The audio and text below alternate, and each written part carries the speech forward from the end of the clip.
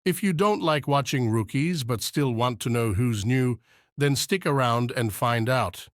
Simulan natin. Justine Baltazar para sa Converge Fiber Xers. Galing sa college ball, handa na siyang magpakitang gilas. Cedric Bearfield napunta sa Blackwater Bossing. Exciting ang kanyang shooting skills. RJ Abarientos, Barangay Ginebra, San Miguel. Asahan natin ang kanyang explosiveness sa court. Kai Balungay, Phoenix Fuel Masters. Talagang towering sa height at talent. Dave Ildefonso, Northport Batangpia.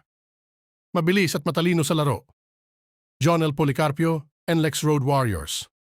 Defensive dynamo na siguradong magpapahirap sa kalaban. Kyle Chongzon at Felix Lemeti. Parehong nasa Rain or Shine Elasto Painters. Double trouble para sa ibang teams. Jerome Lastimosa, Magnolia Hotshots.